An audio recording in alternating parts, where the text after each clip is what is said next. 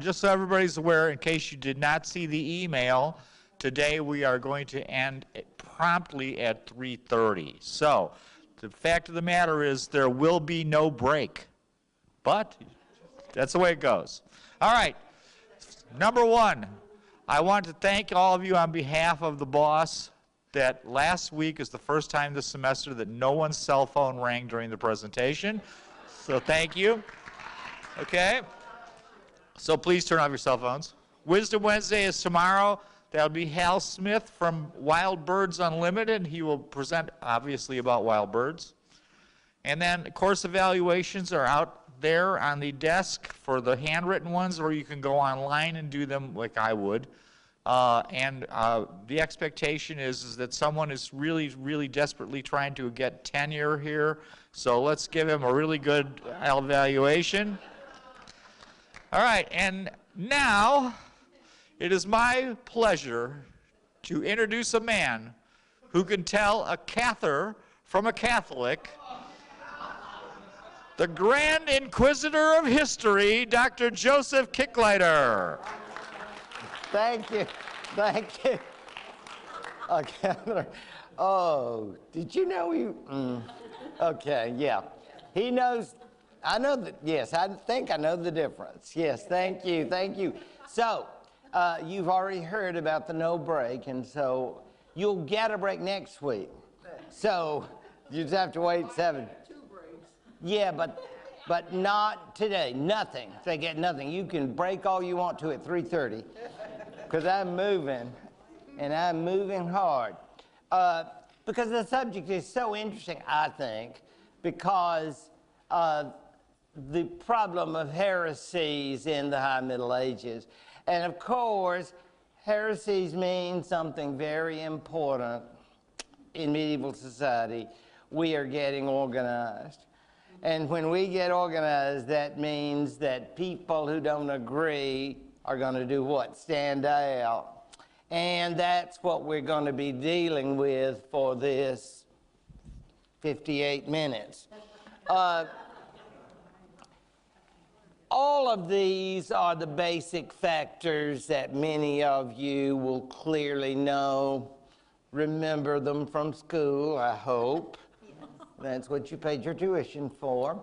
I think it's so interesting, though, when you think about the literate laity, because remember, as much as you've studied with me or elsewhere, medieval people, you will understand that clerical literacy as opposed to laity was just a given.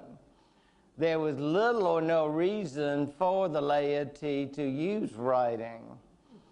When they needed writing, of course, they had the clergy to do it for them. So that means, of course, that in reading, which they could use in their businesses and elsewhere, they're also, of course, this is a Christian world, going to read Scripture. That is clear.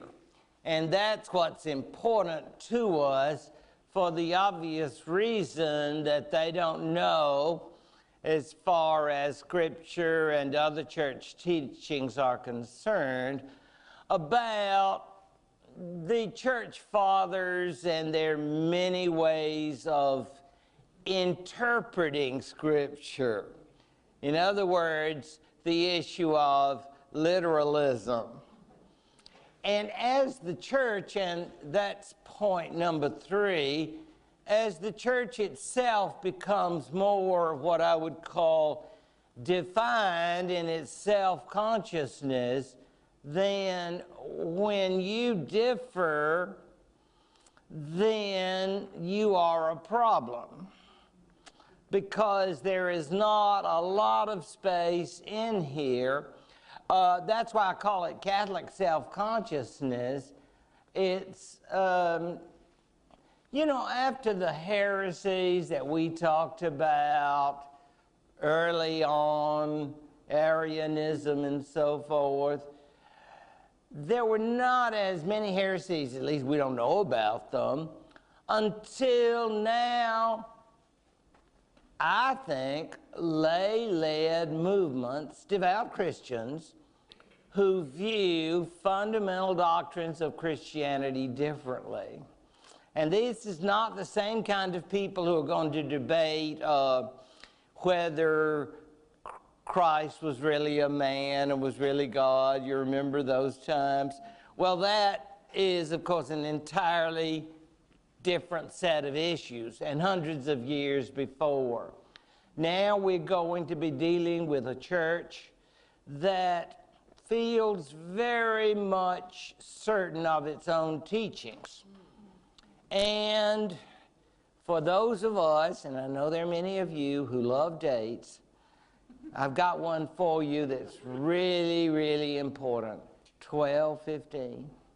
And that will bring moisture to your eyes. I mean, when you think, gosh, who could forget 12:15? Not at any medieval convention I know of, because who presided over it? Only the most powerful pope of the Middle Ages. You say, wow, Innocent III. A lot about him next week. It'll be enough for you to get up and have lunch and get over here for a full 90 minutes. He presided there, and guess who was there on his knees kissing Innocent's ring? The head of the church in Constantinople. Yes, I love you, Holy Father. I want to kiss your ring and bow before you. And said, well, get down there, Greek. Yeah, good times. So that's called the Fourth Lateran Council. And Innocent's leadership is only part of what fascinates me. But part of what fascinates me, of course, is the pronunciation of the legal system and all the rules and what is a clergy and what's not a clergy, and what are the sacraments and what are not sacraments but are simply rituals. In other words, we're going to lay it out. This is what is and this is what isn't. There's no in between. And I think that's very important. Now, that's not till 12:15, but we're already, you see, on that path headed during the 12th century. One thing I think is particularly interesting, some of you will remember from Germanic times, and it's called when people were going to be tried, they would be subjected to the ordeals. It's old Germanic custom. To make sure you understand that your soul may be in line, and you would say, yeah, I guess you're right. Yeah, I did it. In other words, that was a little thing before we do something to you to test you if you're really telling the truth. Yes. Well, we hope that won't be necessary. So the idea is that the church's participation was forbidden. Priests were no longer allowed to attend those things. That's 12:15, which is, I think, very interesting. In other words, it's just not cool anymore. It's just not hip, I mean, to be at an ordeal. So if you're a clergyman, you say, but I have a thing for ordeals. Those are great events. I'm sorry. You know, this old Germanic tradition of the ordeal is just no longer, forgive me, the Christian thing to do. And so this is actually banned in the law that will be presented here. And the whole set of canon laws regarding the clergy and so forth and so on. Divorce, children, this and that and the other. So that will all be very important at this time. Again, Pope Innocent made many important decisions. He was involved, as we're going to see in the recognition of Franciscans and Dominicans. He was very concerned about the growth, in other words, of those who might be challenging church teachings. And over and over and over again, and he's no saint, literally or figuratively, he was willing to use whatever means were necessary to bring about papal authority against whatever forces he thought threatened the church. And remember, at this point, the Orthodox have sort of gone in abeyance. So we've got that Constantinople situation under control, at least in his pontificate. Now, obviously, if you look at heresies and you consider Scripture, the people who are going to lead heresies are going to find church leadership, or as we used to say, the establishment, are wanting in view of the lives of Christ and his followers. While you would say, I doubt there are many people who could follow that high an example, I think they, in their point of view, and as I say, this is the result of literal interpretation of Scripture, laymen who are viewing this as saying, we want to live like Jesus and his disciples did, and the official church has somehow lost its way. And as a result, then, let's get at the real church. You say, well, what is the real church? Well, we are the real church because we are living exactly like Christ did.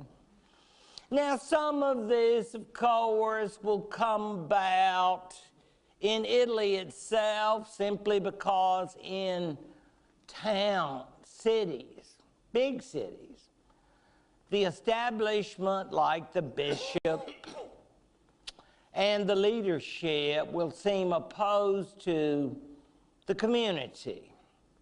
And it will be an establishment thing. It'll be more like saying that the communities, and the communities I don't mean are like common people. I think we would call them Chamber of Commerce, Rotary Club type folks, okay? This is, this is not the regular people. But they are not the top. And often they are referred to as a commune. Don't you like that? I mean, how that word will develop into such a very different kind of meaning. But at this point, it refers to the civil leadership. And they, in many ways, rebel against both lay and ecclesiastical authorities. And many have said that this will lead them into rejecting the tradition of ecclesiastical authority. In other words, the idea that clergy are no better than laity. And all of this, of course, tends to besmirch church authority in the sense that in Italy itself, you are going to have these communal insurrections, and they can get very nasty. Now, one thing that I find fascinating about heresies is you can't go, and this is going to sound so ridiculous, but you can't go to, in the old days, I used to say, a 1-800 number and get a listing of heresies, or call somebody and say, Bureau of Heresies. May I help you? And you know, you would think, I want a heresy that denies clerical authority. And I mean, they say, okay, we'll get you, just hold a minute, we'll get that one on the line. No, I mean, it's very hard to make these groups out. And the church itself doesn't help a lot, because you understand the only sources we have now are the sources of the official church, which not exactly are interested in being fair and balanced. Okay? So when you're looking for a history of your favorite heresy, you can't go and they say, well, they loved Jesus and many of them were fine people. And no, they're all damnable. And you say, well, that hurts. You know, yes. And they're meant to. So they are viewed by the people who write these accounts as kind of slimy and wormy, and they don't answer questions truthfully. You know, they say, I'm not sure about that. Could you repeat that question? You know, stalling. So, totally untrustworthy people. And you think, I'm not sure the people who wrote these accounts wanted them to come out right. And you know, when I'm going to describe to you some of the beliefs, it's not as if there is any organized, systematic effort. All I can do is give you generalizations and tell you what some of the sources record as a group here, group there. And remember, we are living in a very localized world where you might go down the road a piece and find some other group. Well, you believe that way? Well, that's kind of what we believe, but not really. You better sit down a while and let me tell you some more. And they said, well, that's just folks. They just come up with a lot of different views. It's sort of alike, but they don't have an innocent third to say, this is the way you believe, right? I mean, you know, everybody needs an innocent third to get some order going here, or not, but you understand the point. None of these groups have that kind of, shall we call it, authoritarian figure, because believe you me, that's some serious authoritarianism. They interpret the Bible literally in most cases. It is what it says it is. Nothing more, nothing less. Secondly, I think it clearly that they are the only ones. And I think that's very important because, golly, we've been through this since the development of Christianity as the state religion. Some of you will recall Diocletian and will recall the persecuted Christians and the issue of their coming back, and some saying, oh, please come back, we all make mistakes. And others said, oh, no, you're bad. So that's the kind of issue that for them would be, we are the only church. And you others say, but we love Jesus too, but you don't love him the right way, so you're out. You're a loser. In other words, if you're looking for broad and inclusive, this is not the place, okay? Okay. I mean, the very word Catholic means universal. And so we do understand that most of the literal groups think of themselves as pretty exclusive.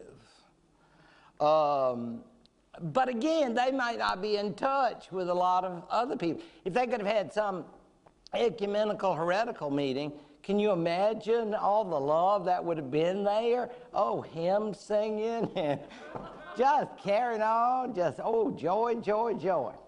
But they didn't. So you'll understand then there's just a lot of dividing up.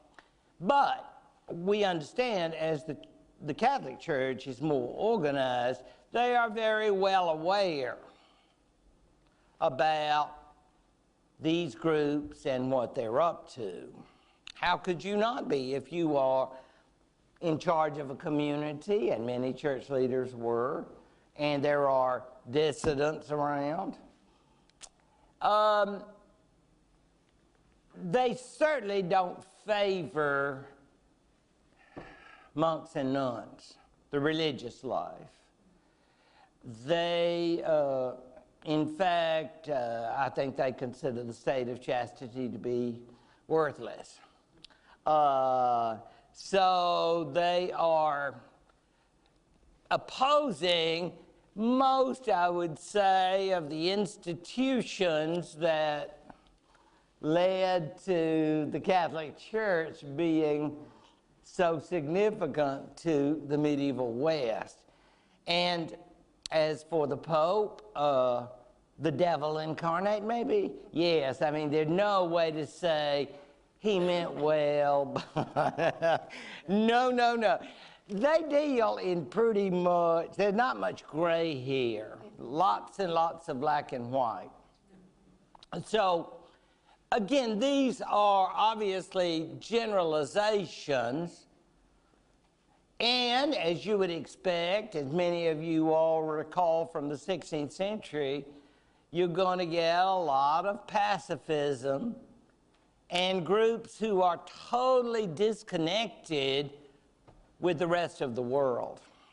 Meaning that insofar as they can, we think that they do not affiliate with the secular state or view any allegiance, if they can avoid it, to other governments.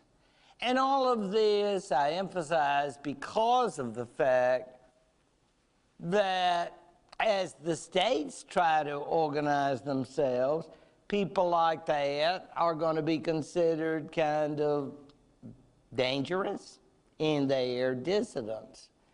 They don't mean to be necessarily, but they just are. You go your way, I go mine. But that's not going to do, because you are my subject, and therefore you should do this. So there is going to be a problem with these groups. Again, no one is, in a sense, trying to make an effort at being ecumenical, or say, well, maybe you could just come to Mass and see, maybe you would enjoy that, or maybe we could have a community supper and invite heretics and Catholics and share Bible stories. No, you know, I don't think we're going to get any reach out and touch time. Personally, if I were a heretic, you know what I'd do? I would talk about it in the privacy of my own home, okay?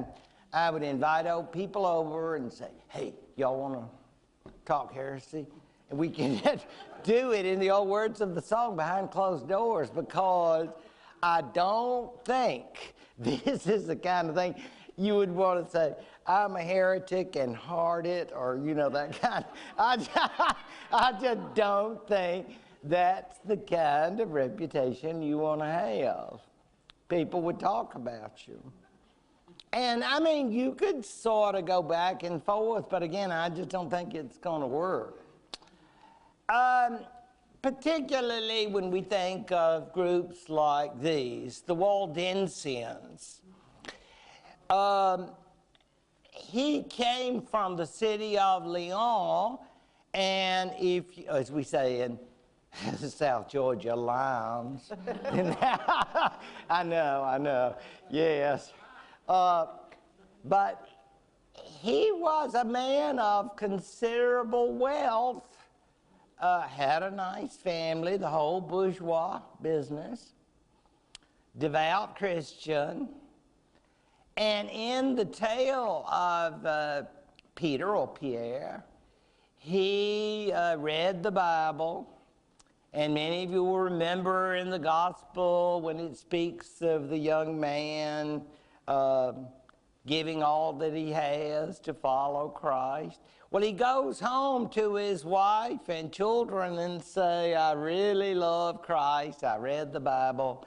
And so I need to give you your share of the estate, because I'm out of here.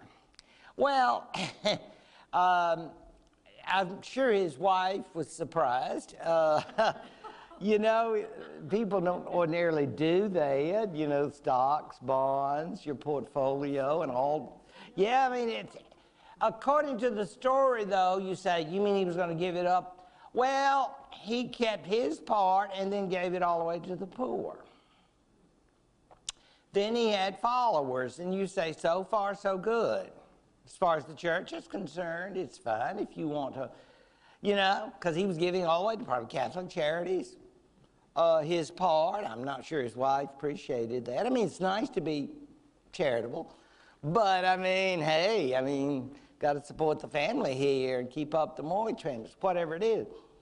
But he gave up his part, she got her share, community property, and the children got their trust. So, all fair and square.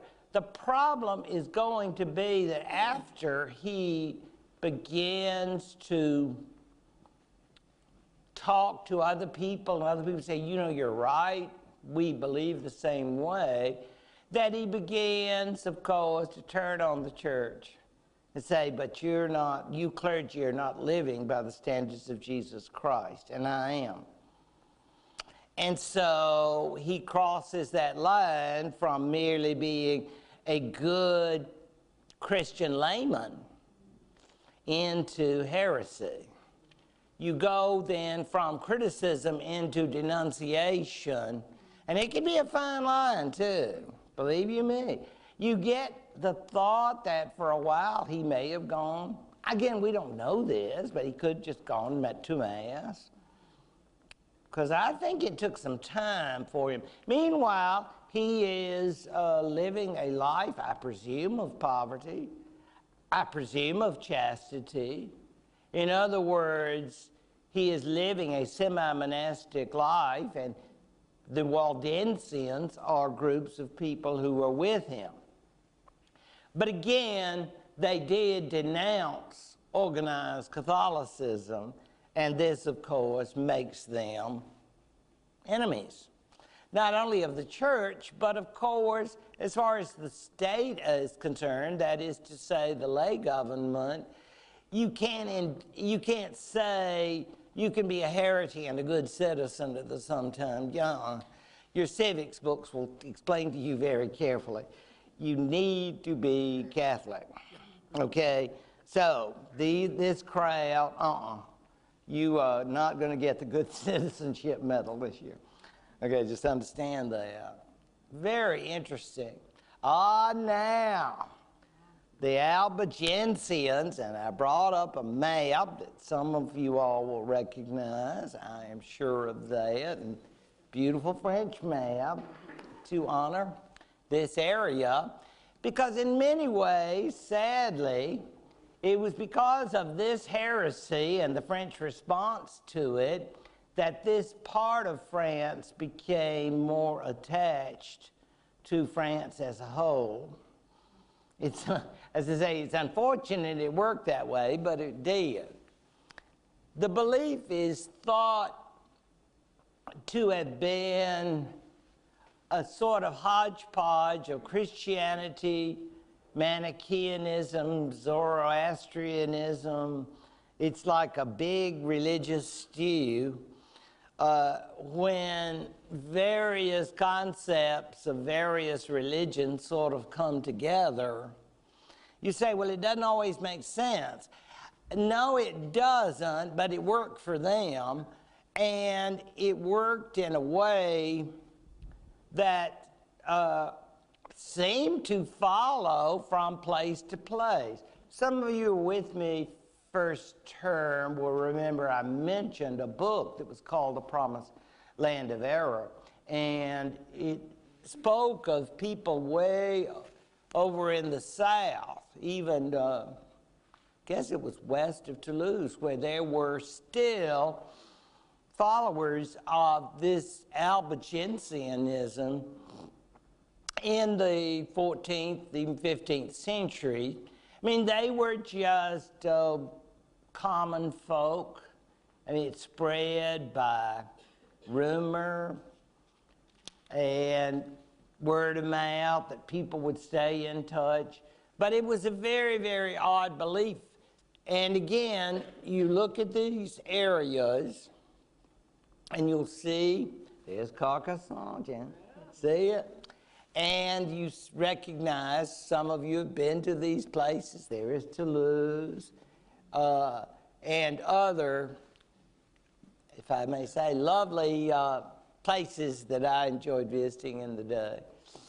The Cathars, as I've said, were a combination, and how it all came to be is something people don't understand, except to say maybe heresies traveled through who? Merchants carrying beliefs to other people who are interested, and then one thing leads to another. Dualism means that they came to view our human existence as being part good and part evil. We know, of course, the idea that that which is flesh is temporary and leads us into trouble, and that which is spirit is good and is eternal. They took this to the extreme level of saying that everything that is fleshly is essentially evil, and therefore should be rejected. They even made the Bible into a kind of conflict between good and evil, Old Testament God versus New Testament God. As I say, this just continues to be weird for Catholic establishment Christians, because this has nothing to do, in their view, with reality. But they saw this forces of darkness versus the forces of light, both in our individual person and in the world itself. So, like the Zoroastrians, if you remember that religion from the Persians, that constant battle is raging within us and outside us, and so we sort of know how it's all going to come out. But on bad days, that's not necessarily a lot of comfort. So, you know, it can be rough. You know, do I buy or do I save? You know, that kind of thing. The idea of rebirths, I think, where did they pick that up? Again, it is very much a hodgepodge of differing beliefs from various traditions, but they have found that in some of the records, and they assume that everything that is fleshly is evil. According to one Catholic source, and again, I remind you to keep that in mind, it is better to be a prostitute than a mother. And you heard it here first, okay? You say, well, I know. But you see, I guess you're wondering about my logic. Okay, here it is. A mother produces flesh. Bad, bad, bad. Ah, a prostitute does not. Now, I thought, again, this is very odd, and the idea of course, they want to be vegans. Our vegans, they would have been right there with you and said, none of that beef for me. Again, all of this sounds preposterous in many ways, but you can understand that if the Waldensians had their points of difference with mainstream Catholics, these people were very far out. very far out. And it was not possible that they could go public. Because, I mean, the Count of Toulouse himself, he was saying, you know, I sort of like this idea. I love Fifi and Georgette and all these. You say, but that's so wrong. What about the sacred nature of matrimony? He said, oh, that was in that religion, but this one is more like, oh, la la. And yeah, I mean, yeah, you know, it's like people read that and just find the good parts and they say, yeah, it's great religion. This is what I'm for. So these Albigensians who would gain in certain people, it is amazing.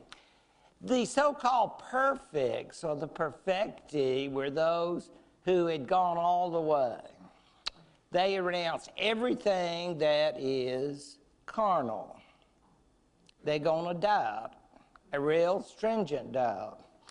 And therefore, since you're not eating, you'll die. Great. That means then you will die in purity because you've rejected all that's flesh. See? Now, another point is if you think you're going to die, then you can go on and finish it up. Again, consider the Catholic source. I'll admit, they have the consolamentum, which is supposed to usher you into the permanent, don't come back state. Because remember, otherwise, reincarnation might kick in. You don't want that. So you're out of here. You're sort of in the blessed souls. So the consolamentum, and then you can die. This is a kind of suicide. But then what if you get better? You start feeling better and say, you know, I don't think I'm dying after all. I've had a much better day today. It happens in the hospital all the time. Then what do we know about these people? That's when the suicide kicks in, because you've already had the consolamentum. It's a one-shot sacrament. No repeats.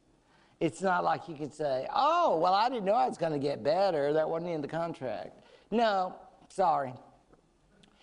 Now, again, I remind you, these are Catholic sources that say they had mass suicides in this religion from the people who thought they were dying. So it doesn't sound like a very nice situation for them.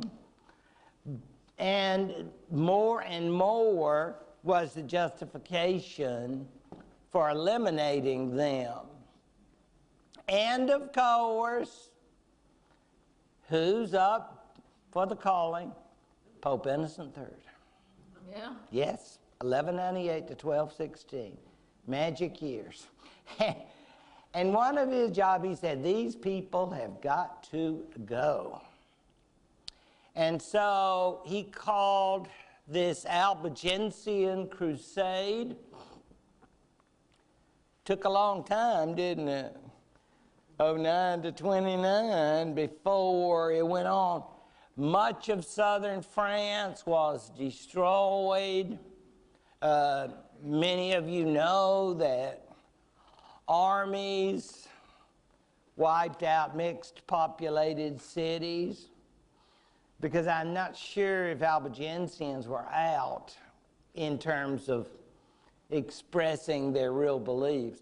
Whatever the case, we know that the church sent in missionaries, but the missionaries were rebuffed. And this would include Dominicans. And I'm sure many good folk who would try to show them the error of their ways, but folks who were heretics, I'm sure they were just as they were. Well, brother, I never thought about it that way. Read to me more from some of your Catholic literature, or maybe you can change my mind. I don't think so. These people are pretty gung-ho. I mean, if you're going to be a heretic, I would be gung-ho. I wouldn't say, whatever, man. I don't think so. These people are pretty fired up. And they rebuffed the missionaries. Not a good idea, okay? You know, sometimes when missionaries come to our door, we say, oh, thanks, I've already got that magazine, I've got all the subscriptions I need, or next door, they would love to talk to you, yeah, I know, but it's bad. But we just don't like to be disturbed. And it's in third, after I think some of the Albigensians may have rebuffed his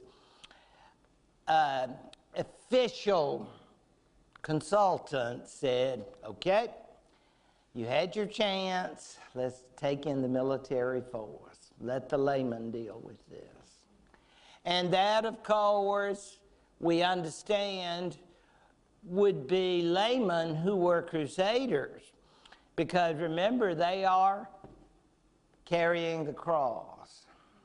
They are not there, theoretically, for merely taking lands and possessing all kinds of secular business. They are there to carry out the will of God against heretics, God's enemies. And Raymond of Toulouse, the Count, who should have been helping people in their Catholic faith, was one of the heretics. And I told you, I think it was because of Fifi and Georgette, and that, you know, would any of you produce flesh? I didn't think so. I'm ready to sign up. I don't know what was up with Raymond of Toulouse, but he was definitely out and about as an Albigensian, and that's how, of course, I wouldn't have wanted to write him a life insurance policy when the Albigensian, because you knew he was going down unless he had a sudden burst of, oh, where's the next confirmation class? I would, no, I think it's a little late for that. Raymond of Toulouse, interesting guy. There he is. Yeah, you say, big eyes, big Catholic eyes. There you go. Yeah, yeah. And he's ready. He is ready. He is very, very upset. So, all of this is more or less going to be a major event of his reign and in the years to come. Because all of this will take time, a lot of time, before it can all be sorted out.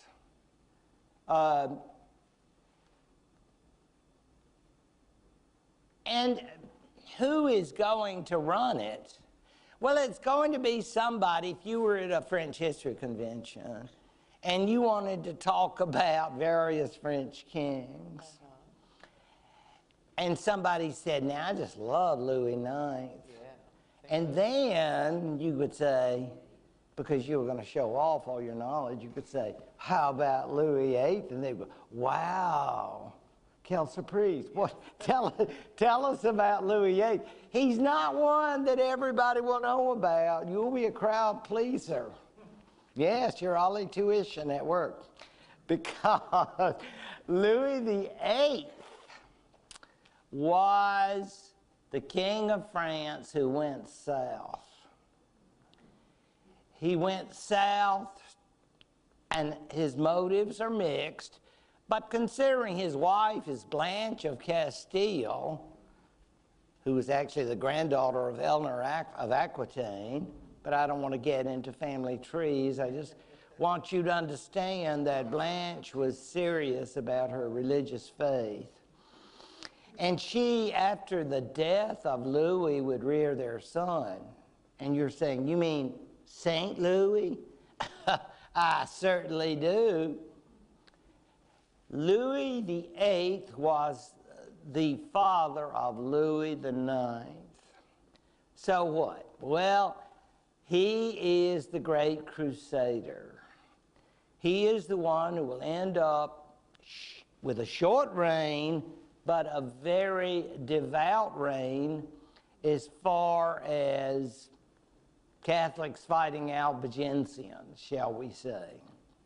Now, when he dies, he is very young, and he's going to leave a widow and little children, very young children, including Louis himself. I mean, Blanche, the Queen Mother, will be ruler for years. And even when Louis IX takes over, you think he says, well, I'm doing this, Mom. Oh, no, no, no, no. You read the life of St. Louis and you'll find out what a good child is. He has no teen issues. He has only obedience and devotion to his mother. And you think, Mom, can we go to some Albigensian churches and talk to some of the heretics? No. So you can be promised. He was as devoted in his faith as his mother was.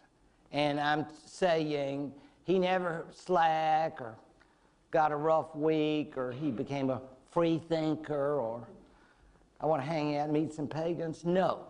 He was seriously Catholic. And I'm sure his father would be very happy. And that was Louis VIII. Now, she arranged, interestingly, a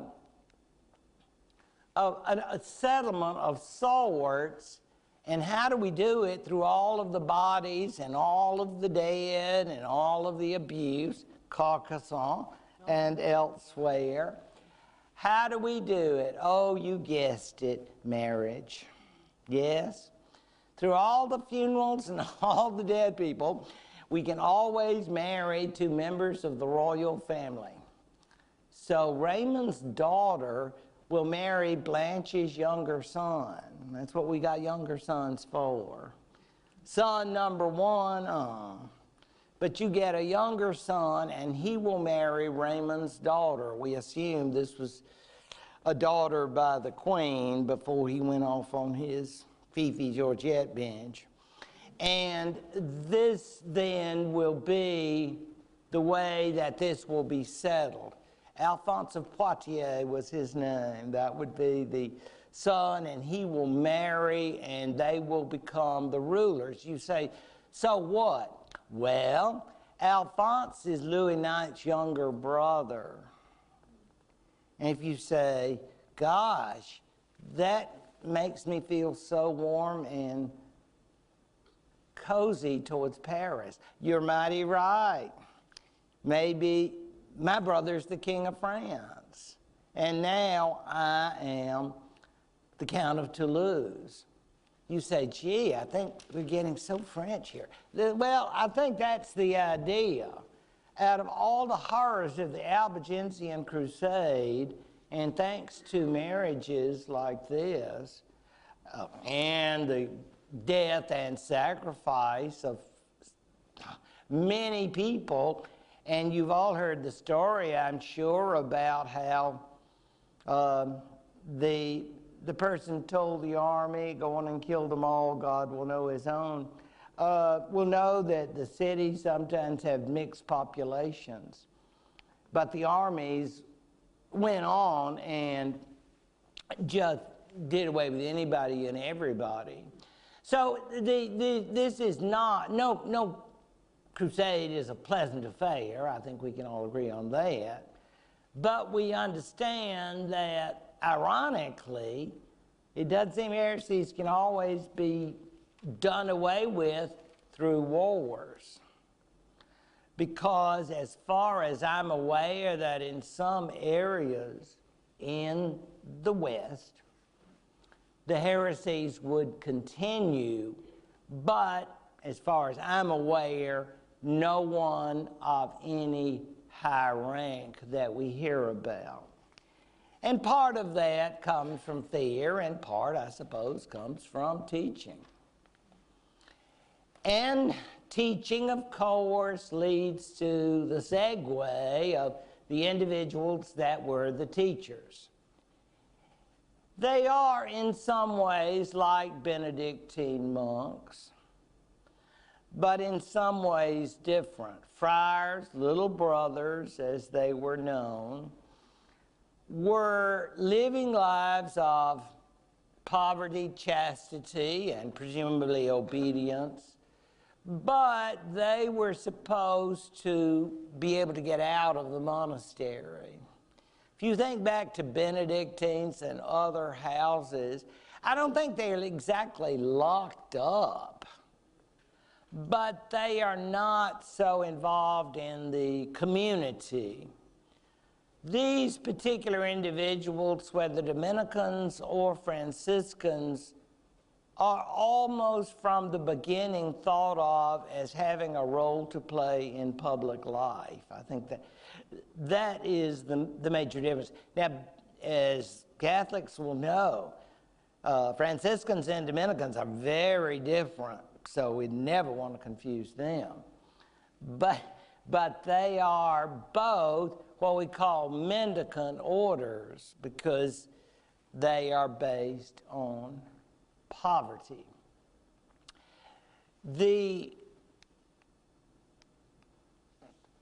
I think the particular illustrations may tell us a lot about them because Francis is often depicted as someone who loves birds and nature and God's creation. And when we think of St. Dominic, I think we tend to think of someone who is a bit more in a position of leadership because he was a great scholar. And we normally think, I don't know about you, but if you said Dominican, you said, what's the first word that comes to your mind? Of course, I would say Aquinas. And I think most people would think of St. Thomas Aquinas when you think of Dominicans, unless you have personal friends who are Dominicans and you hang out with Dominicans.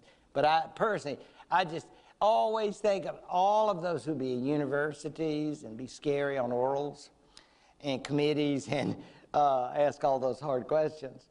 But basically, these symbolize these movements. And when did they live? About this same time.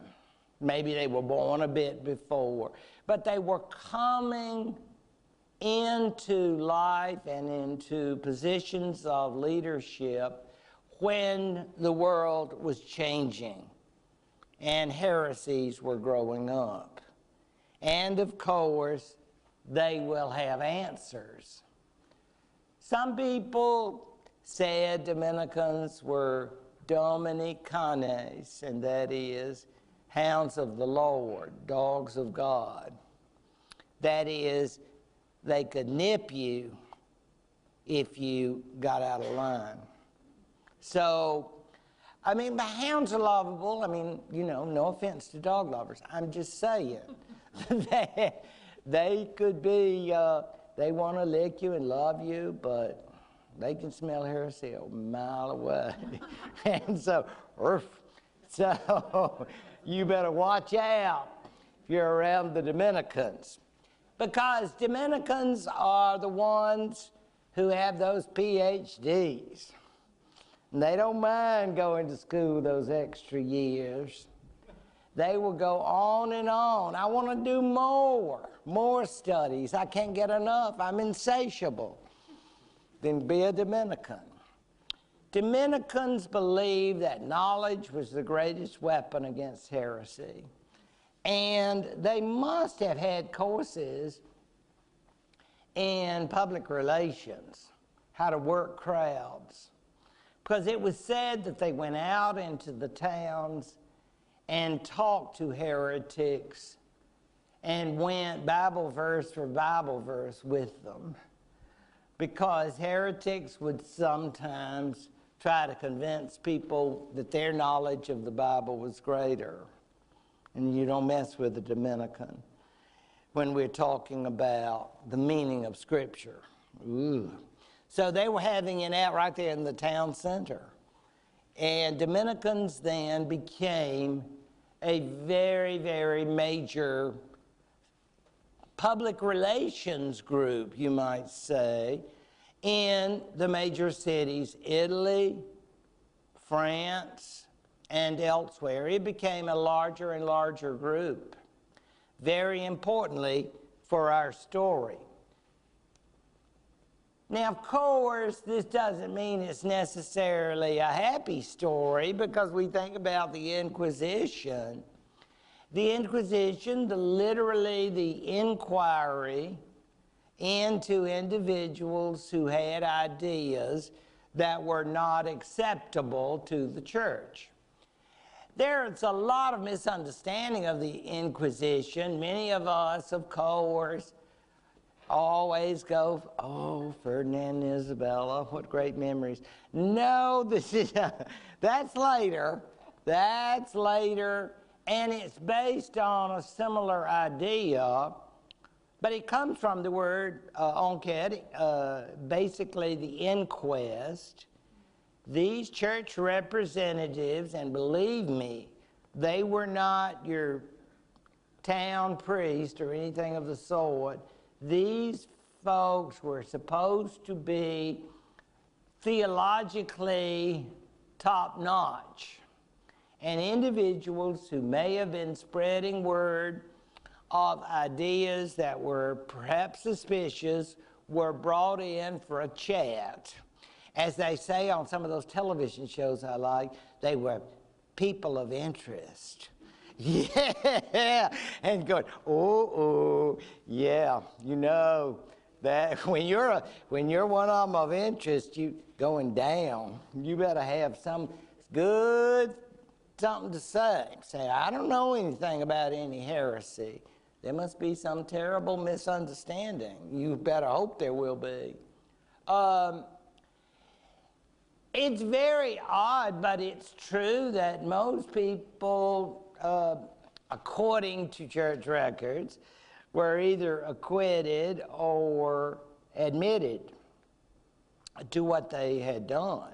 That is, they said, and then perhaps through counseling, they would want to come back and say, gosh, I knew there were 7 sacraments. I just forgot. I had that temporary memory loss. Yes, and that, oh gosh, I was hanging out with the wrong crowd. And you know, I know that I was wrong. And they say, okay, go and just don't do it again. Yeah, and if, however, if you recant, all bets are off. Recanting is bad. That means the individuals who say, you know, I was wrong, and then later will say, you know, I was right, and you're wrong. And they go, huh? Yes, yeah. Yeah, that's real bad. That is very irritating to inquisitors. That is, I mean, in other words, it's hard to believe anybody could recant, but they did on occasion.